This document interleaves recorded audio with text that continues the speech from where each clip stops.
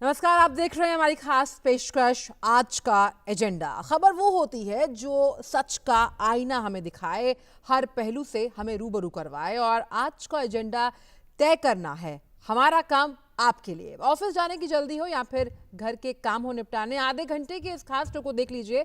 मिलेगा आपको खबरों के पूरे दिन का बूस्टर डोज। कौन सी खबरें तय करेंगी आज के दिन की दिशा, कौन सी खबरें रहेंगी दिन भर आज सुर्खियों में, खबरों की दुनिया का सटीक और सही विश्लेषण मेरे यानी आंचल गुलाटी गुंबर के साथ अगले आधे घंटे में। लेकिन सबसे पहले निगाह डालते हैं हेडलाइंस पर।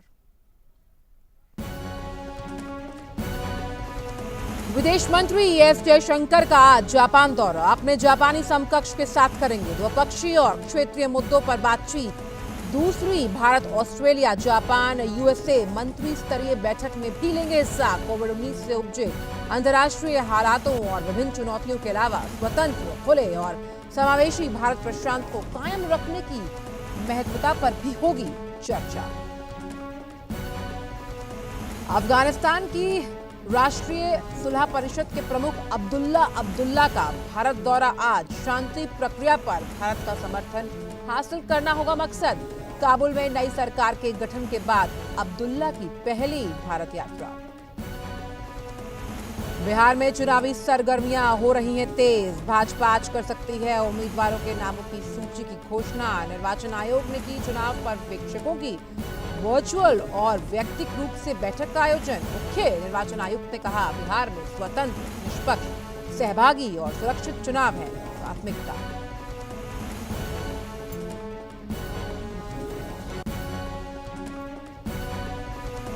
और राष्ट्रीय स्टार्टअप पुरस्कारों के पहले संस्करण के नतीजे आज नई दिल्ली में होंगे घोषित। पुरस्कार जीतने वाले स्टार्टअप को मिलेगा 5 लाख का पुरस्कार। 12 क्षेत्रों में आवेदन किए गए हैं आमंत्रित। तो आज के एजेंडे में सबसे पहले बात विदेश मंत्री डॉक्टर एस जयशंकर के जापान दौरे की। विदेश मंत्री डॉक्टर एस जयशंकर जापान के विदेश मंत्री के साथ द्विपक्षीय परामर्श के लिए आज से टोक्यो जापान के 2 दिवसीय दौरे पर होंगे। यात्रा के दौरान दोनों नेताओं के बीच पारस्परिक हित के द्विपक्षीय और क्षेत्रीय मुद्दों पर चर्चा होगी।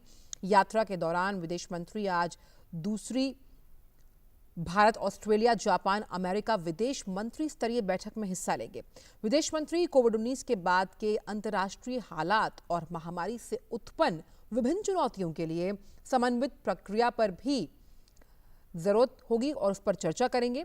साथ ही साथ क्षेत्रीय मुद्दों पर भी चर्चा होगी और सामूहिक रूप से स्वतंत्र, खुले और समावेशी भारत प्रशांत को कायम रखने की महत्वता की पुष्टि भी की जाएगी। विदेश मंत्री अपने जापान दौरे के दौरान ऑस्ट्रेलिया और संयुक्त राज्य अमेरिका के विदेश मंत्रियों के साथ विभिन्न मुद्दों पर द्विपक्षीय चर्चा भी करेंगे। और आइए बात करते हैं क्वाड यानी भारत, अमेरिका, जापान और ऑस्ट्रेलिया सदस्य देशों के विदेश मंत्रियों की बैठक की अहमियत की। तो आइए समझ लेते हैं कि आखिर ये क्वाड है क्या। चतुर्भुज मंत्री स्तरीय संवाद, क्वाड यानी चतुष्कोणीय संवाद, मुक्त, खुले और समृद्ध भारत प्रशांत क्षेत्र को सुनिश्चित करने के लिए इन देशों को एक साथ लाता है क्वाड। साल 2007 में मालाबार अभ्यास जापान के ओकिनावा द्वीप के पास आयोजित किया गया था और इस अभ्यास में भारत, संयुक्त राज्य अमेरिका, जापान, ऑस्ट्रेलिया और सिंगापुर ने भाग लिया।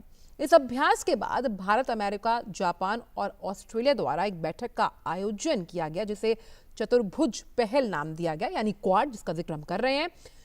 भारत जापान के बीच समझौता, जापान ने भारत के साथ रक्षा क्षेत्र में लॉजिस्टिक्स और सर्विसेज के लिए बड़ा समझौता किया।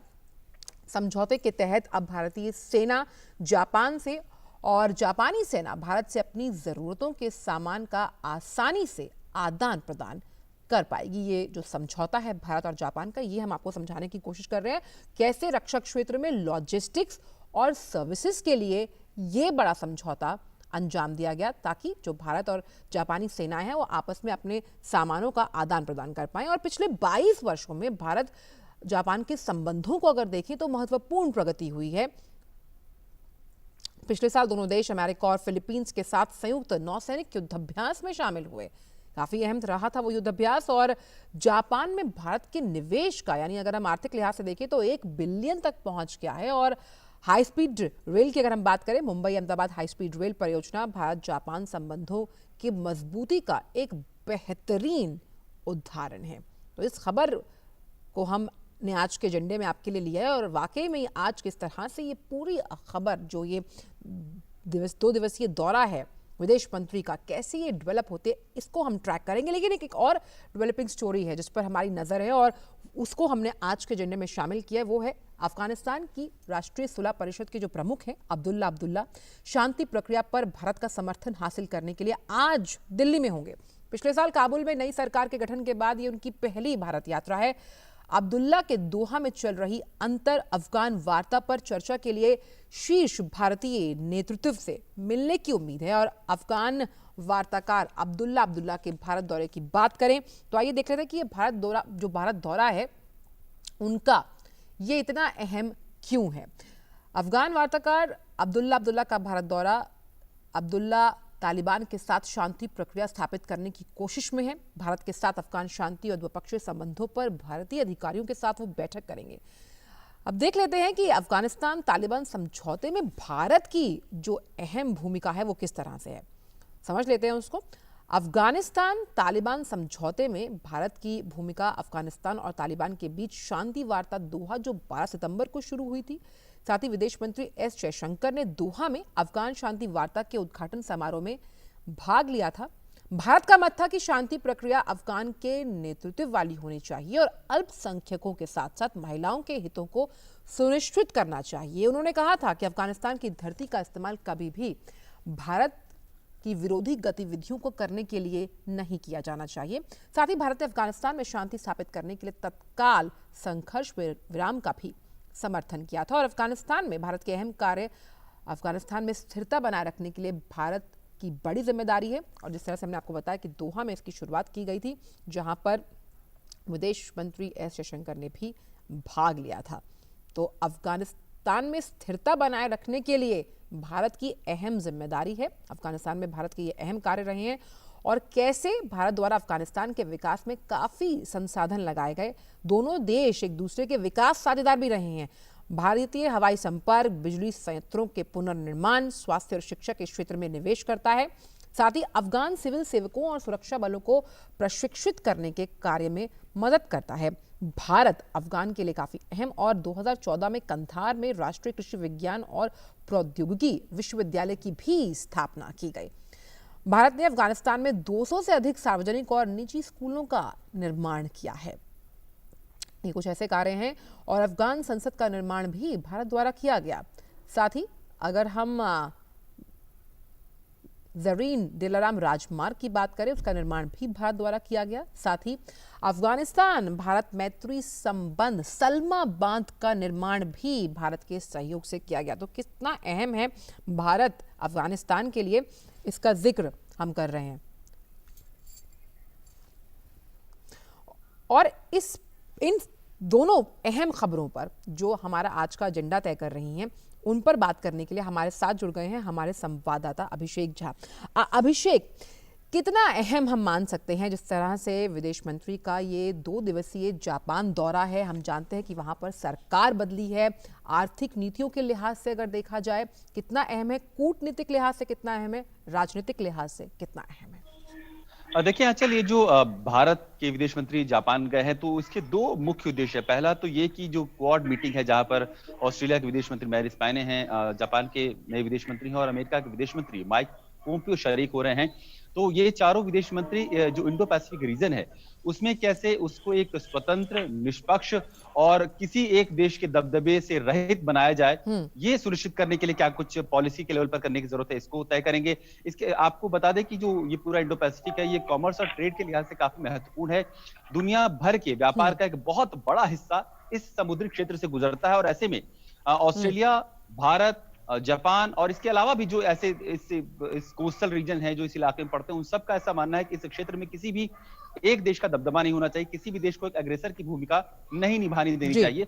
और इसलिए तमाम सिक्योरिटी कंसर्न्स और डिफेंस जो अलायंसेज हैं इस इलाके में बन रहे हैं, भारत भी उसका एक हिस्सेदार बनता रहा है। ये काफी लंबी पुराना गठबंधन है, लेकिन आज के दिनों में अब धीरे धीरे और महत्वपूर्ण होता जा रहा है। जो बिल्कुल। दूसरा विदेश मंत्री का महत्वपूर्ण है वो भारत और जापान के जो द्विपक्षीय संबंध है, जिसको कि जापान के पूर्व प्रधानमंत्री शिंजो आबे और प्रधानमंत्री मोदी के दरमियान एक नए तरीके का इम्पेचस मिला है, नया पुश मिला है। उस मोमेंटम को कैसे आप बरकरार रख सकते हैं, न सिर्फ ट्रेड के क्षेत्र में बल्कि सुरक्षा के दृष्टिकोण से, सामरिक दृष्टिकोण से, नेवल एक्सरसाइज के दृष्टिकोण से भारत और जापान किन किन क्षेत्रों में एक दूसरे के साथ सहयोग कर सकते हैं और साझेदार बन सकते हैं। तो इन विषयों पर जयशंकर जो अभी जापान में है उनका फोकस रहेगा कि किस तरह से जब हम हिंद प्रशांत महासागर में स्थिरता की बात करते हैं तो क्वाड का रोल काफ़ी अहम हो जाता है। लेकिन एक अहम रोल और भी है भारत का, खास तौर पर जब हम अफगानिस्तान तालिबान के समझौते का जिक्र करते हैं। आज अब्दुल्ला जो यहाँ पर दिल्ली में है, कितना अहम है भारत का रोल जब हम अफगानिस्तान के लिहाज से बात करते हैं, क्योंकि विकास की साझेदारी की बात हो, परियोजनाओं के लिहाज से बात हो, तो भारत अहम साझेदार रहा है अफगानिस्तान के लिए।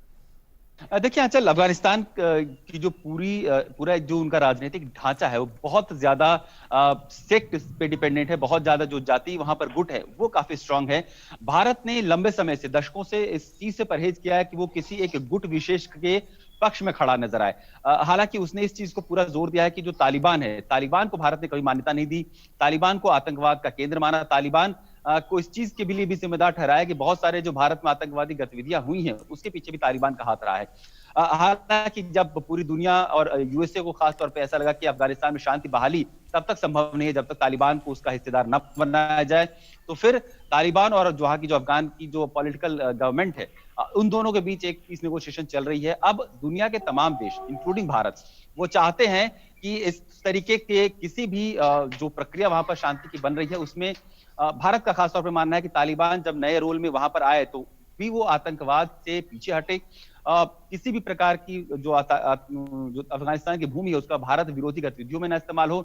हमारे एक्सटर्नल अफेयर्स मिनिस्टर जयशंकर ने जब दोहा में ये पीस नेगोशिएशन शुरू हुई थी तब उन्होंने दो प्रमुख चिंताएं जताई थी अफगानिस्तान के परिप्रेक्ष्य में कि वहां जो भी नई सरकार बने, जो भी पॉलिटिकल स्ट्रक्चर बने, वो वहां की एथनिक माइनॉरिटीज, महिलाएं और जो मार्जिनलाइज कम्युनिटीज है उसका पूरा ख्याल रखे, क्योंकि तालिबान महिलाओं के बहुत ज्यादा खुले विचारों के लिए पक्ष में नहीं है और महिलाओं को बहुत ज्यादा बंदिशों में रखना चाहता है, जिसका बहुत ज्यादा विरोध होता रहा है। तो इन तमाम मसलों पर आज अब्दुल्ला भारत के जो कुछ लीडर्स हैं उनसे मुलाकात करेंगे और अपना पक्ष रखेंगे और भारत की राय जानेंगे। बिल्कुल, और ये जो दौरा है उनका, और खास तौर पर जो विदेश मंत्री एस जयशंकर का दौरा जापान को लेकर है, उस पर रहेगी हमारी खास नजर। और आपसे आगे भी बुलेटिन में इस पर अपडेट लेते रहेंगे। अभिषेक, बहुत बहुत शुक्रिया तमाम जानकारियों को हमसे साझा करने के लिए। तो आइए अब इन राष्ट्रीय खबरों के बाद रुख करते हैं सियासी खबरों की, यानी कि चुनाव को लेकर बात करते हैं। तो चुनाव की तारीखों के ऐलान के बाद से ही बिहार की जो सियासत है वो गरमाती जा रही है। बिहार चुनाव के लिए अपने उम्मीदवारों के नामों की सूची को अंतिम रूप देने की कोशिश के तहत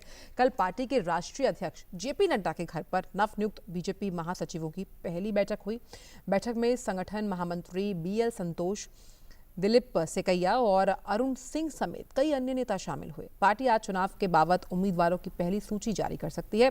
इससे पहले बीजेपी के केंद्रीय चुनाव समिति की रविवार देर शाम को भी पार्टी के केंद्रीय कार्यालय में बैठक हुई थी, जिसमें उम्मीदवारों के नाम पर विचार किया गया था।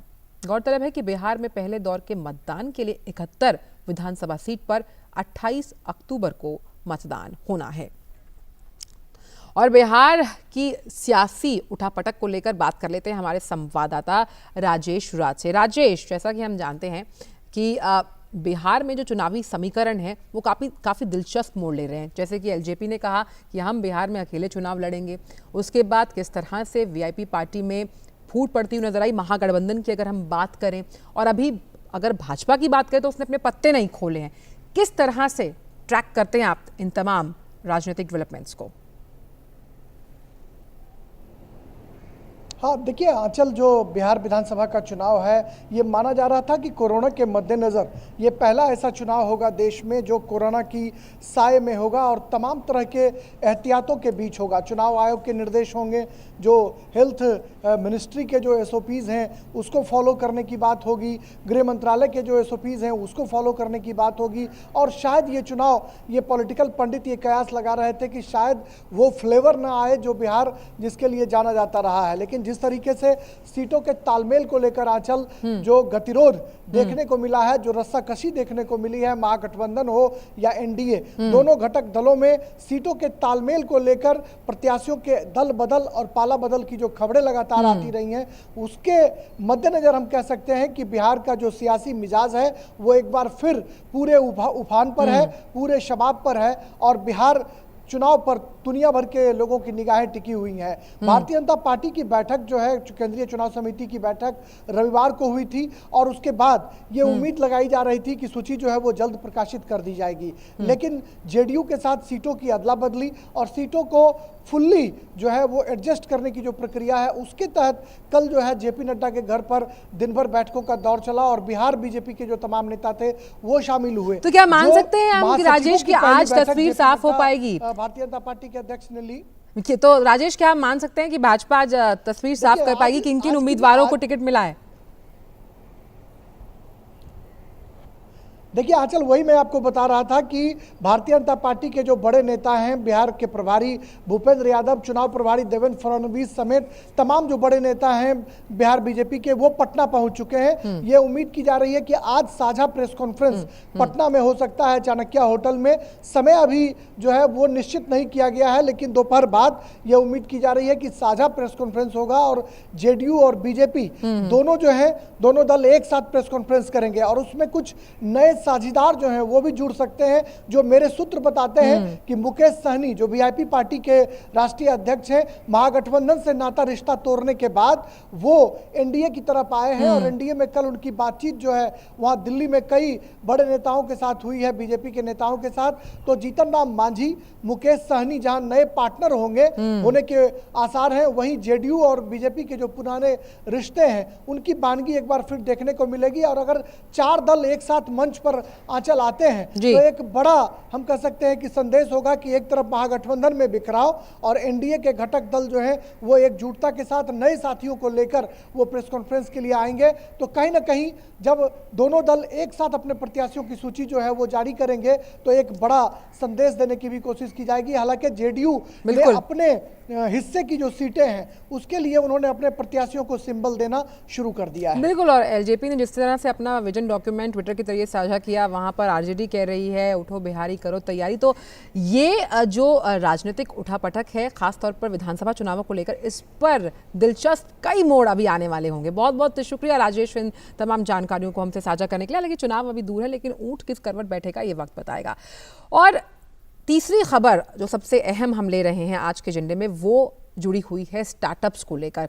वाणिज्य और उद्योग मंत्री पीयूष गोयल राष्ट्रीय स्टार्टअप पुरस्कारों के पहले संस्करण के नतीजे जो हैं आज नई दिल्ली में जारी करेंगे।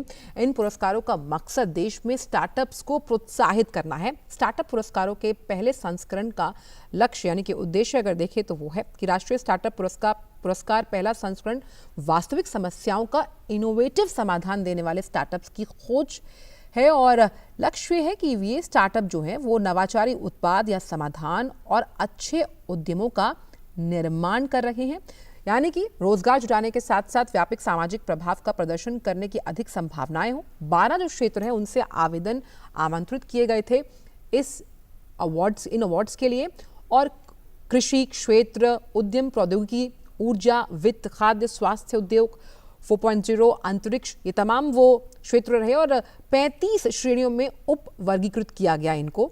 और पुरस्कार जीतने वाले जो होंगे उन्हें पायलट स्टार्टअप्स के लिहाज से 5 लाख रुपए दिए जाएंगे और पायलट परियोजनाओं के लिए संबंधित जन अधिकारियों के सामने समाधान पेश करने का मौका भी मिलेगा।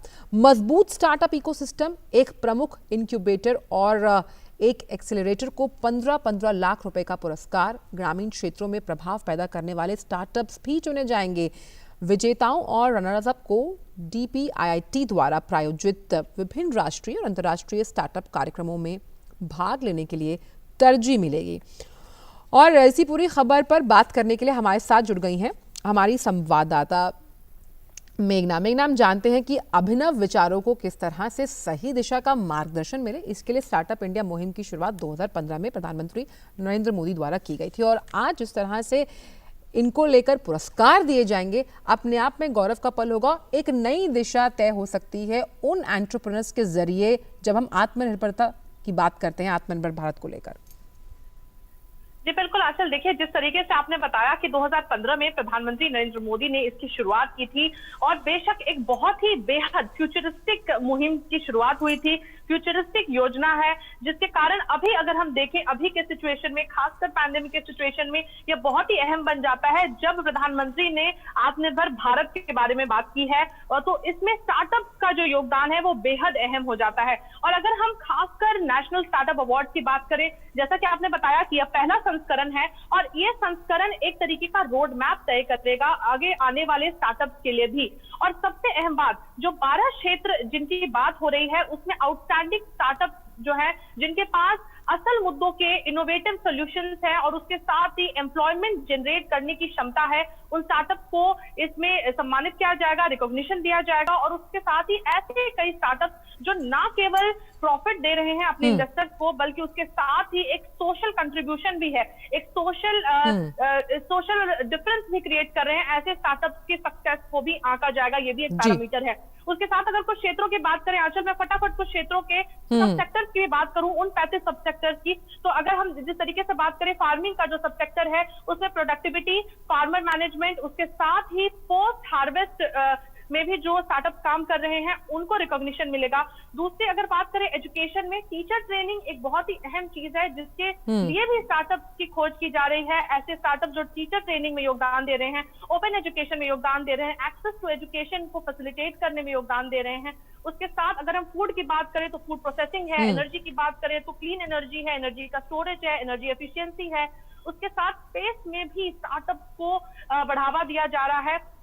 और जिस तरीके से हमने बात की टूरिज्म सेक्टर, ऐसे सेक्टर जिन पे आत्मनिर्भर भारत की बेहद हद तक जरूरत है, टूरिज्म सेक्टर को भी टैप किया जा रहा है, चाहे हॉस्पिटैलिटी हो, ट्रैवल प्लानिंग हो, इन सब पे। और सबसे अहम आंचल यहाँ पर बात यह है कि एक्सेलरेटर्स और इंक्यूबेटर्स को अहमियत दी जा रही है। ऐसे इंक्यूबेटर्स जो स्टार्टअप जब पैदा होता है तो उसे आगे बढ़ाने का काम इंक्यूबेटर्स का होता है। उन इंक्यूबेटर्स को भी 15 लाख रुपए की राशि मिलेगी। और उसके साथ ही जो एक्सेलरेटर्स को भी अहमियत दी गई है। तो ये दो खास चीजें होती हैं जो किसी भी स्टार्टअप को फ्लरिश करने में बहुत ही ज्यादा अहम किरदार निभाती हैं। तो इन दोनों को भी इस पूरे इकोसिस्टम में जो स्टार्टअप इकोसिस्टम बनाया गया है, केवल वो ब्लेटेंटली नहीं बना दिया गया है, उस सिस्टम को रिकॉग्निशन दिलाने का काम सरकार कर रही है। और जिस तरीके से आपने बताया और जिस तरीके से इसका पूरा रोड मैप है कि जो भी स्टार्टअप इस अवार्ड में आगे आएंगे, ना केवल जो विनर स्टार्टअप है, उसके साथ ही जो 4 रनर अप स्टार्टअप हैं उनको भी अपने प्रेजेंटेशन दिखाने का मौका दिया जाएगा। और जिन क्षेत्रों में उनकी जरूरत होगी वहां पर वो अपने मॉडल्स पेश कर सकेंगे और वहां पर वो अपना कार्य दिखा सकेंगे। और हो सकता है अगर अप्रूव हो, पायलट प्रोजेक्ट कर सकेंगे और वर्क ऑर्डर्स भी ले सकेंगे। बिल्कुल। और अहम बात ये भी है मेघना, क्योंकि यहाँ पर जो महिलाओं से जुड़े हुए स्टार्टअप्स हैं जिन्हें महिलाएं चलाती हैं उनको भी तरजीह दी गई है, साफ तौर पर महिला सशक्तिकरण की राह में एक बानगी का प्रतीक। क्योंकि हम जानते हैं कि किस तरह से अगर महिलाएं बहुत अच्छे से घर संभालती है तो उनसे हम ये उम्मीद भी करते हैं और बेटर मैनेजर साबित होती हैं जब स्टार्टअप्स की बात की जाती है। तो बेशक जिस तरीके से आपको खासकर ये बात बताऊं, जब प्रधानमंत्री नरेंद्र मोदी अपने जो मंथली रेडियो कार्यक्रम मन की बात में जब कई बार जब स्टार्टअप का नाम लेते हैं तो इससे बेशक ये बात जाहिर होती है कि उनका कितना ज्यादा इस पर कितना ज्यादा एक फोकस है स्टार्टअप को फ्लरिश करने का। और जिस तरीके से महिलाएं आगे आई हैं स्टार्टअप को आगे बढ़ाने में, उसका भी एक बहुत अहम योगदान है कि न केवल महिलाएं नॉर्मल टेक्नोलॉजिकल स्टार्टअप्स में आगे आई हैं, बल्कि विमेन इश्यूज से रिलेटेड जो कई समस्याएं हैं उनको भी आगे लेकर आई हैं। और खासकर अभी अगर हम हेल्थ सर्विसेज के स्टार्टअप की बात करें तो उसमें भी डायग्नोस्टिक्स के क्षेत्र में जो सब सेक्टर है डायग्नोस्टिक्स का, उसके साथ ही जो एक्सेस टू हेल्थ केयर का सेक्टर है और उसके साथ ही मेडिकल डिवाइसेस का जो सेक्टर है, क्योंकि हम जानते हैं हम एक पैंडेमिक के दौर में भी जी रहे हैं और वहां पर जो मेडिकल सर्विसेज हैं बहुत ही अहम हो जाती हैं। तो ये तीनों मेडिकल सर्विसेज में जो सब सेक्टर्स हैं, कुछ सब सेक्टर्स हैं जिनको अवार्ड दिए जाने हैं, वो एक अहम बात होती है। ना केवल यहाँ पर महिलाओं को प्राथमिकी, महिलाओं का जिस तरीके से आगे बढ़ रही हैं उसको यहाँ पे एनकरेज किया जा रहा है, बल्कि एक सेक्टर वाइज हर सेक्टर में महिलाओं का योगदान हो उस चीज को एनकरेज किया जा रहा है।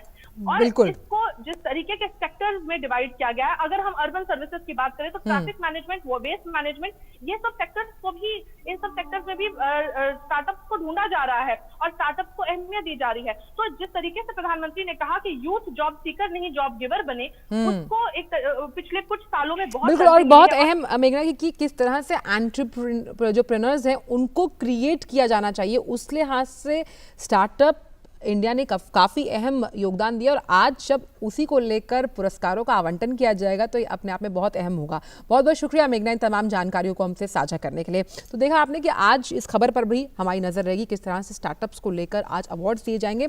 और इस शो का मकसद यही है कि पूरे दिन अगर आप खबरें नहीं देख पाते, लेकिन इन 4 से 5 खबरें जो हम अपने सेगमेंट्स में लेते हैं उनसे हम ये तय करने की कोशिश करते हैं कि पूरे दिन कौन कौन सी जो खबरें हैं वो इनके साथ जुड़ेंगी और डेवलपिंग स्टोरीज बनेगी। तो आज के एजेंडे में मुझे और मेरी पूरी टीम को दीजिए इजाज़त, लेकिन खबरों का सिलसिला डीडी न्यूज़ पर रहेगा जारी। दीजिए इजाज़त, नमस्कार।